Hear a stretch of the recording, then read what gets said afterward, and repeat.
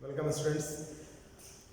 Business communication वाले paper में पिछली क्लास में हमने बहुत डिटेल में बिजनेस रिपोर्ट के बारे में, बिजनेस रिपोर्ट्स के टाइप्स के बारे में खुल के चर्चा की। तो ये कंसेप्ट बिल्कुल क्लियर होना चाहिए कि बिजनेस का कोई भी मैटर है, कोई भी बिजनेस रिलेटेड जानकारी है, इसको अगर एक सिस्टमेटिकल ऑर्डर में आप प्रेजेंट कर रहे हैं तो वो एक रिपोर्ट का फॉर्म ले सकता है। बहुत सारे तरीके होते हैं प्रेजेंटेशन के, उसमें एक तरीका ये भी है कि हम एक रिपोर्ट फॉर्म तैयार कर लें। अब ये रिपोर्ट कितनी तरह की होती है, बहुत लंबी एक सूची हमने पिछली क्लास में आपके साथ शेयर की थी, जिसमें बिजनेस का अगर मैटर है तो उसका किस रूप में इन्वॉल्व करने पर या किस रूप में प्रेजेंटेशन करने पर उसका फॉर्म कैसा बन जाएगा, इसके बारे में सारी बातें आपको बताई। अब एक प्रैक्टिकल बात आती है, रिपोर्ट तैयार कैसे की जाती है, रिपोर्ट का एक आउटलुक कैसा होता है, रिपोर्ट के कंटेंट्स किस तरह से उसमें इंसर्ट किए जाते हैं, उसके बारे में प्रैक्टिकल जानकारी आज हम शेयर कर लेते हैं। रिपोर्ट की रिक्वायरमेंट कभी भी पड़ सकती है, जैसे थर्ड ईयर में ये पेपर है तो एक काम हम करते हैं कि आपको असाइनमेंट के रूप में हर साल, इस बार तो कंपलसरी बना रखा है, वैसे हर साल हम एक असाइनमेंट के रूप में इसको काम में लेते हैं कि एक रिपोर्ट तैयार कर रहे हैं। रिपोर्ट किसके बारे में है, वो एक हाइपोथेटिकल सिचुएशन आपको दी जाएगी और उसके बाद में आपसे अपेक्षा की जाएगी कि उसको कैसे आप तैयार कर पाते हैं, कैसे प्रेजेंट कर पाते हैं। तो एक तरीका तो हमारे पास एक बेस हो कि रिपोर्ट बनती कैसे है या रिपोर्ट तैयार करके उसको सबमिट कैसे किया जाता है, उसके बारे में ये एक प्रैक्टिकल एक सेशन है, ये मान लिया आप। तो हम शुरुआत कर रहे हैं उसके फॉर्मेट, इसके प्रारूप। तो पहला जो बात है टाइप ऑफ रिपोर्ट, ये पिछली क्लास से इसको आप लेना कि हमने किस बारे में रिपोर्ट है। ये रिपोर्ट एनुअल रिपोर्ट है, ये रिपोर्ट प्रोग्रेस रिपोर्ट है, ये रिपोर्ट इन्वेस्टिगेशन रिपोर्ट है, ये रिपोर्ट ऑडिटर्स रिपोर्ट है। वो क्या है, रिपोर्ट तो है लेकिन रिपोर्ट किस तरह की है, ये रिपोर्ट जैसे ही किसी व्यक्ति के हाथ में आती है उसको पता लग जाना चाहिए। तो कवर पेज पे ये कंपल्सरी लिखा जाता है, this is annual report, this is auditors report, this is directors report. जो भी उसका एक प्रेजेंटेशन के बारे में आपका कंसर्न हो सकता है, वहाँ से रिपोर्ट की शुरुआत की जाती है। और इसी भाग में ये भी लिख दिया जाता है टाइटल ऑफ रिपोर्ट, कि है तो ये इस तरह की रिपोर्ट। अब किस बारे में, मान लो इन्वेस्टिगेशन रिपोर्ट है, तो इन्वेस्टिगेशन किस प्रॉब्लम का किया था, किस सिचुएशन का किया था, उसके बारे में अगर जानकारी मिल जाती है कि इस घटना का ये हमने इन्वेस्टिगेशन करके उसका रिपोर्ट का सबमिशन किया है, ये जिस व्यक्ति के पास रिपोर्ट जाएगी उसका इंटरेस्ट क्रिएट करने का तरीका हो सकता है कि हम उसकी थीम के बारे में जानकारी दे दें। अगले लेवल पर आएगा कंटेंट्स ऑफ रिपोर्ट, कि रिपोर्ट मान लो 15-20 पेज की है, 50 पेज की है, 100 पेज की है, तो इसमें कंटेंट्स बना लेना।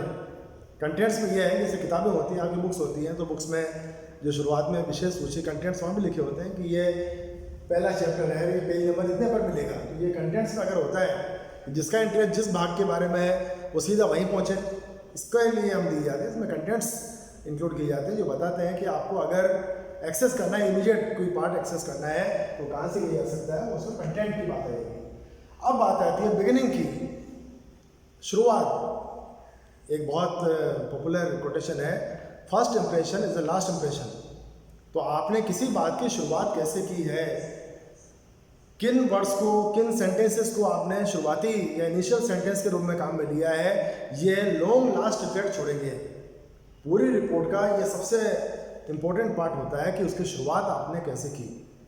अब जैसी नेचर है, जैसी उसकी कंटेंट है रिपोर्ट की, उसके हिसाब से आपका ये लैंग्वेज का स्ट्रक्चर आपको तैयार करना चाहिए। उसके बाद में एक अट्रैक्टिव तरीके से अगर आप इसकी शुरुआत दे पाते हैं तो रीडर को पूरी रिपोर्ट पढ़ने के लिए आप एक बेस दे सकते हैं, बैकग्राउंड उसके लिए तैयार किया जा सकता है। जब बिगनिंग हो जाती है तो अब बारी आती है प्रेजेंटेशन इन सिक्वेंशियल ऑर्डर, निश्चित क्रम में सूचनाओं का प्रस्तुतिकरण।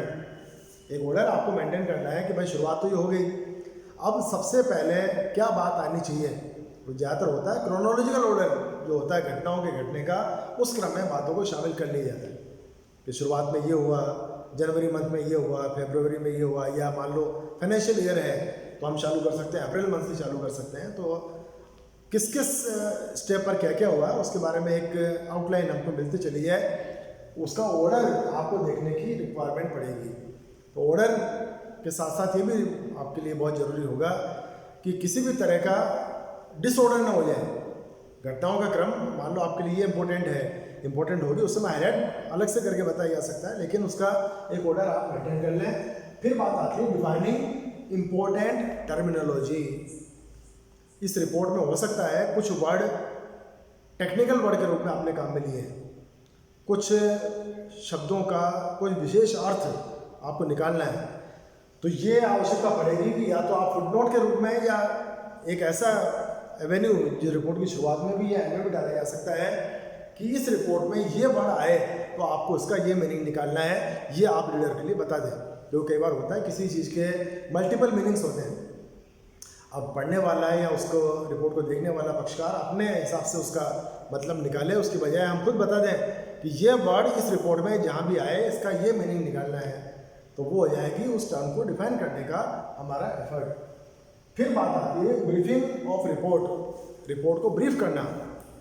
अब इसके 2-3 पार्ट बना सकते हैं वैसे, कि जैसे समरी ऑफ फाइंडिंग्स के बारे में बात कर सकते हैं, कंक्लूजन्स के बारे में बात कर सकते हैं, फर्दर कोई सेशंस के बारे में आप इसके बारे में कोई बात कर सकते हैं।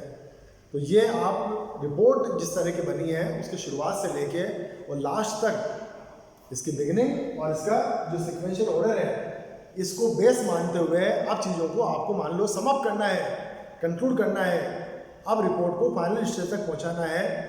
तो मान लो हमने थोरोली उस रिपोर्ट को नहीं देखा तो भी अंत में हमको उन चीज़ों के बारे में जानने का मौका मिल गया है। उसके बाद ये हमारा ये एक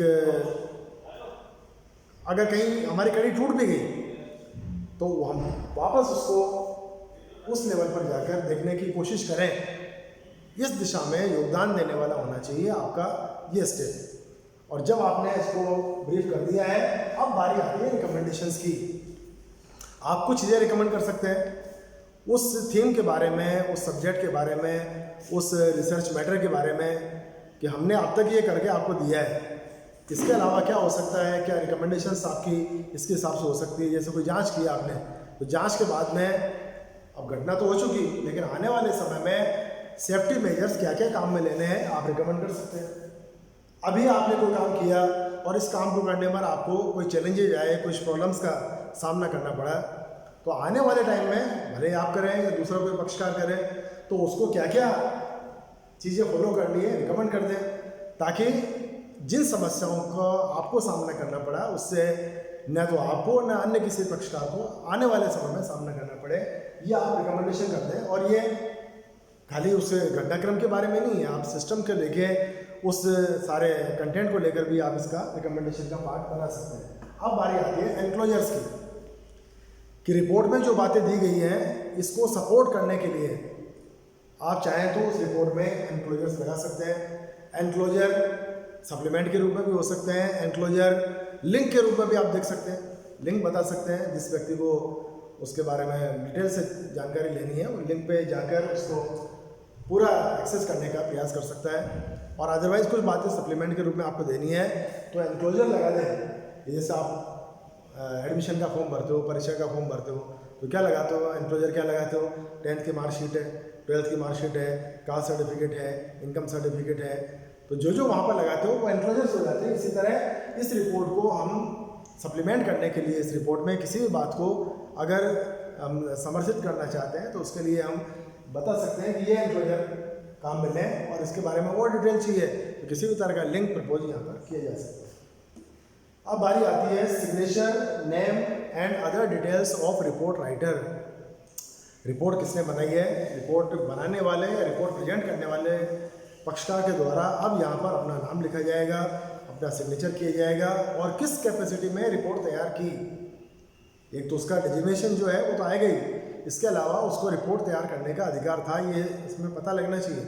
तो ऑन बिहाफ ऑफ कंपनी, जैसे कंपनी के डायरेक्टर्स हैं, बोर्ड ऑफ डायरेक्टर्स में से कोई एक डायरेक्टर इसके लिए ऑथराइज कर दिया जाता है, तो वो व्यक्ति जब कर रहा है तो ये माना जाता है कि ये अथॉरिटी है, इस पक्षकार को ये रिपोर्ट बनाने की अथॉरिटी है। तो रिपोर्ट ऐसे बनाई जाती है, रिपोर्ट जब बनेगी तो इन कंटेंट्स को अगर ध्यान रखते हो, इस सारे पॉइंट्स को अगर आप ध्यान में रखते हो तो रिपोर्ट कोई सी भी है, जो पिछली क्लास से बात की थी हमने, उसमें से किसी भी रिपोर्ट को बनाने में तरीका तो ये काम में लेना है, स्टेप्स लेके ये काम में लेने हैं। और एक बार सबमिशन से पहले आप ये जरूर कर लें, खुद सेटिस्फाई होकर देख लें कि जो बातें जिस रूप में आनी चाहिए थी वो आ गई हैं या नहीं।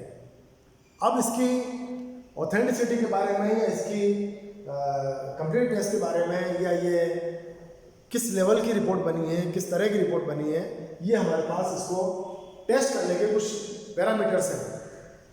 रिपोर्ट को इन पैरामीटर्स के ऊपर परख के देख लें इससे पहले कि आपने रिपोर्ट को पब्लिकली अवेलेबल करा दिया है उन पक्षकारों के लिए जिसको इसकी आवश्यकता थी। अगर रिपोर्ट वहाँ पर पहुँच रही है उससे पहले इन चीज़ों से आप गो थ्रू हो जाएं। जैसे पहली बात है क्लियरिटी, हर चीज़ क्लियर है, पढ़ने वाला व्यक्ति उसको पढ़ने के बाद में कंफ्यूज हो जाए इस तरह की कोई गुंजाइश हमने नहीं छोड़ी है। सिंपल तरीके से उसको तैयार करके और बाद में हमने डिफाइन भी कर दिया, इंपॉर्टेंट टर्म्स से उसको डिफाइन भी कर दिया। ये पहला स्टेप पूरा हो गया। एक्यूरेसी, आप एक्यूरेट चीज़ें दें, मैनिपुलेशन करने का प्रयास न करें। वास्तविक स्थिति में मान लो कुछ लिमिटेशंस भी हैं, कुछ कमजोरियाँ भी हैं, तो हकीकत के साथ आपको प्रेजेंट करना चाहिए। एक खाली दिखावटी वातावरण बनाकर अपने फेवर में अच्छी चीज़ दिखनी चाहिए, इसलिए रिपोर्ट तैयार नहीं करनी चाहिए। कंप्लीटनेस, रिपोर्ट जल्दबाजी में तो बनानी नहीं है, रिपोर्ट बनाने के लिए आपके पास सफिशिएंट टाइम था, तो फाइनल करने से पहले, प्रेजेंट करने से पहले इसके बारे में फिर आश्वस्त हो जाए कि कोई भी बात छूट नहीं गई है। फिर कह रहे हैं कि जिस पक्षकार तक पहुंचानी है उसको हैंडओवर करने से पहले या प्रिंट कराने से पहले आपको इस बारे में पुष्टि करनी है कि सारी बातें रिपोर्ट में शामिल कर ली गई हैं।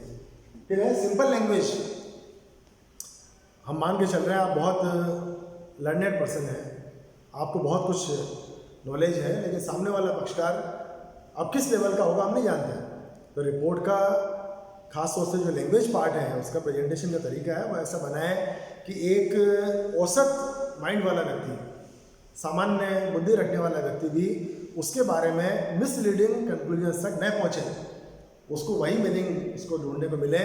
इसके लिए आप ऑडियंस के टेस्ट के हिसाब से, ये पहले बात कर चुके हैं, ऑडियंस एनालिसिस एक पूरा चैप्टर आपके साथ हम शेयर कर चुके हैं। तब बात बताई थी कि आप ये देखें कि लैंग्वेज आपकी पसंद की नहीं, ऑडियंस के टेस्ट की, ऑडियंस के समझ में आने वाली जो लैंग्वेज है इससे आपने तैयार करनी है। फिर रिलायबिलिटी, दी गई सूचनाएं, दिए गए फैक्ट्स, प्रेजेंट की गई सारी बातें रिलायबल होनी चाहिए कि पढ़ने के बाद में अगर हमारे मन में जरा सी बात आ जाए ये तो फालतू की बात है या ये तो फर्जी आंकड़े इसमें दिए गए हैं, ऐसी बात नहीं होनी चाहिए। एनक्लोजर्स आपके पास है, किसी व्यक्ति को कोई क्रॉस एग्जामिनेशन करना है तो उसके लिए आप एनक्लोजर्स लगाकर अपनी बात को और हाईलाइट करने का प्रयास यहाँ पर कर सकते हैं। फिर है कंसाइजनेस, कि रिपोर्ट वही अच्छी होगी जो बहुत लंबी चौड़ी होगी, ऐसा नहीं है। लोगों के पास टाइम नहीं है। एक कोटेशन जगह जगह पर मिल जाती है कि your time is also precious, so speak in brief, right in brief. जितना हमारा महत्वपूर्ण समय है उतना ही आपका भी है, इसलिए बोलें या लिखें संक्षेप में। तो संक्षेप का मतलब ये नहीं है कि जो आई वो आ गई, जो नहीं आई वो नहीं आई। हमने इस पैरामीटर को परख लिया है, कंप्लीटनेस, जो बातें आनी चाहिए थी वो सब आ गई हैं, लेकिन अननेसेसरी लंबे लंबे सेंटेंस यूज करने से बचें और छोटे फॉर्म में जैसे बातें आ सकती है, जितने अट्रैक्टिव तरीके से आ सकती है, वो यहाँ पर इंक्लूड करने का प्रयास कीजिए। फिर बात आती है सिस्टमेटिक ऑर्डर, जो यहाँ पर बात की हमने सिक्वेंशियल ऑर्डर। ये आपका विवेक का एग्जामिनेशन होगा, आपके विवेक की परीक्षा होगी कि आपने उसका ऑर्डर प्री डिसाइडेड कर रखा है। बातें क्या आनी चाहिए, किस तरीके से आनी चाहिए, किस क्रम में आनी चाहिए, पहले क्या आना चाहिए, किस बात को लास्ट के लिए छोड़ा जा सकता है, ये आपने ठोक बजाकर तय कर लिया है। इस बात की आप पुष्टि कर लें। फिर बात आती है अट्रैक्टिव प्रेजेंटेशन। जिस व्यक्ति के हाथ में रिपोर्ट जाए तो पहली नज़र में उसको सुकून मिलना चाहिए, अच्छा लगना चाहिए। अब चाहे साइज के आधार पर देख लें या काम मिलेगी पेपर की क्वालिटी के आधार पर देख लें या उसका पेंटिंग लेवल जो है उसके आधार पर देख लें। हालांकि क्योंकि हम बात कर रहे हैं बिजनेस रिपोर्ट की बात कर रहे हैं, तो बिजनेस में एक रेस्ट्रिक्शन माना जाता है कि पहली बात तो आपको मल्टी कलर पेजेस का यूज नहीं करना है, वाइट पेपर के ऊपर ही आपको प्रिंट करना है। और प्रिंटिंग में भी जहाँ तक हो सके केवल ब्लैक एंड वाइट जो आपका प्रेजेंटेशन का तरीका है वो होना चाहिए। आप मल्टीपल कलर्स में प्रेजेंट कर सकते हैं, लेकिन बिजनेस रिपोर्ट में ये करने से बचना चाहिए। इसके अलावा जो मार्जिन्स छोड़े जाते हैं उसकी आप बात देख लें, टेबुलेशन है, उसके मार्क करने के बारे में या उसको हाईलाइट करने के बारे में, जो भी ग्राफिक्स है, डिजाइंस आपने इसमें डाली है, वो आपने बहुत एट्रैक्टिव तरीके से डाली है, जो पढ़ने वाले को उसकी आई अपीलिंग के पॉइंट ऑफ व्यू से अच्छे माने जा सकते हैं, या उसको मजबूर करते हैं कि पूरी रिपोर्ट को पढ़े, या उसका एक कलेक्शन उसके पास होना चाहिए रिपोर्ट का, ये उसको मजबूर करे। फिर बात आती है टाइमलीनेस की। टाइमलीनेस, समय पर रखता, हर चीज़ के लिए एक उपयुक्त समय होता है, तो जिस समय जो बात है वो बात उसमें इंक्लूड की गई है, वो टाइम बाउंड रिपोर्ट तैयार की गई है। अब जैसे ये कहा गया कि कोई भी चीज़ आपको बताई जा रही है 31 मार्च 2012 तक की, और रिपोर्ट आज 2020 में पेश कर रहे हो, तो 2012 से हमें मतलब नहीं है। टाइमलीनेस का मतलब है हर चीज़ अपडेटेड है, पहली चीज़ तो ये, और आज की डेट में रिलेवेंट है। ये आपने अगर कंफर्म कर लिया है, रिपोर्ट में और एडिशन कर देगा। और फिर बात आती है पर्सपेक्टिवनेस, उद्देश्य परकता। खाली रिपोर्ट बनानी थी इसलिए रिपोर्ट बना ली, ऐसा नहीं है। ये रिपोर्ट एक खास पर्पज को लेकर, एक खास बात को ध्यान में रखकर बनाई गई है, और इसका कोई ना कोई पार्ट किसी न किसी पक्षकार के लिए वास्तव में बेनिफिशियल होने वाला है, ये चीज़ आपको पुष्टि करनी है। तो पर्पज अगर आपका नहीं है तो फिर आपकी रिपोर्ट में एक कमी रह जाएगी। तो इन चीज़ों को ध्यान में रखें और इस फॉर्मेट को फॉलो करें। कोई सी भी रिपोर्ट बनानी है, और ये बिजनेस रिपोर्ट की बात नहीं है, वैसे भी कोई रिपोर्ट बनानी है तो आपके लिए ये एक सैंपल कह लें, एक आपका एक डिजाइनिंग कह लें, एक आउटलाइन कह लें, इसको कहीं भी आप फॉलो कर सकते हैं। Good luck.